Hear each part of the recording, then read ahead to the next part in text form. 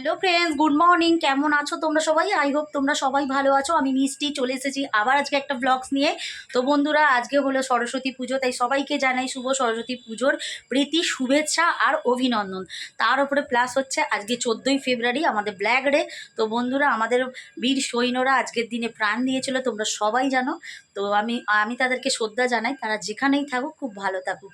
ওকে, তাহলে চলো বন্ধুরা, আমি আজকে কিরম বাড়িতে পুজো করেছি, আমাদের সরস্বতী ঠাকুর আছে, তোমাদের কাছে আমি শেয়ার করি। তো বন্ধুরা দেখো, আমি এই শাড়িটা পরেছি পার্পল কালারের, হলুদ আজকে পরিনি যেহেতু আগের বছরে হলুদ পরেছিলাম। সো বন্ধুরা চলো তাহলে দেখাই আমার ঠাকুরটাকে কীভাবে তোমাদেরকে পুজো করেছি। তো দেখো বন্ধুরা, কত সুন্দর আমি পুজো করেছি আমাদের সরস্বতী ঠাকুর। এই যে, তো আমার পিতলের সরস্বতী ঠাকুর, আর নিচে জগন্নাথ আছে, ওপরে দেখো তোমার আছে তোমার গোপাল, লক্ষ্মী, নারায়ণ। তোমাদের আগেও দেখিয়েছি আমার ঠাকুরের স্থানটা। তো দেখো কত সুন্দর পুজো করলাম। তো দেখো পুজো টুজো করে এবার চলে এলাম খিচুড়ি ভোগ, মানে খিচুড়ি তো হচ্ছে তোমার মাস্ট হচ্ছে সরস্বতী পুজোয়। তো এখানে দেখো তেল গরম করতে দিয়ে দিয়েছি। এখানে হবে শীষ পালমের চচ্চড়ি। এই যে চচ্চড়ির জন্য কেটে রেখেছি, টমেটোমের চাটনি হবে, আলু ভাজা, বেগুন ভাজা, এগুলো সব রান্না করব। তো চলো রান্নাটা করে নিই বন্ধুরা, খিচুড়িটা। তো দেখো বন্ধুরা, আমার রান্নাটা হয়ে গেল। বেগুন ভেজেছি, যে শীষ পালমে চচ্চড়ি করেছি, আলু ভাজা, এখানে চাটনিটা বসিয়েছি। আর এখানে দেখো গরম গরম খিচুড়ি, একদম কড়াইশুঁটি ফুলকপি দিয়ে একদম গরম গরম খিচুড়ি। এই যে ধোঁয়া উঠছে পুরো, একদম কি সুন্দর আমার খেতে লাগে এই খিচুড়ি বন্ধুরা। আমার তো খিচুড়ি পুরো একদম প্রিয় একটা খাবার। কার কার প্রিয় খাবার বলো খিচুড়ি, কমেন্টস করে জানাও তোমরা।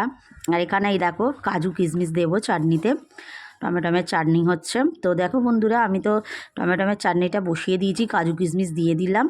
তারপরে দেখো আমি একটা থালি সাজিয়ে নিলাম, হাজব্যান্ড খাবে বললো, ওকে আগে দিয়ে দিই। এই যে খিচুড়ি সাজিয়ে নিয়েছি, পাঁপড়টা ভাজবো। তো একা হাতে তোমার বন্ধুরা, তো বুঝতেই পারছো ক্যামেরা ধরতে। তো চলে এলাম সন্ধেবেলা তোমাদের কাছে একটু গ্রিন টির কাপটা নিয়ে। তো বন্ধুরা, আমি সেই ঘুমিয়ে পড়েছিলাম একটুখানি খিচুড়ি টিচুড়ি খেয়ে। আর বলছি যে আমি বোবার মতো বলছি যে কানে আওয়াজ হচ্ছে, বাইরে মাইক বাজছে, তো কপিরাইট পড়ে যাওয়ার চান্সটা বেশি থাকে, বাইরে গান চলছে, তাই জন্য ওকে মিউট করে কথা বলতে হচ্ছে বন্ধুরা।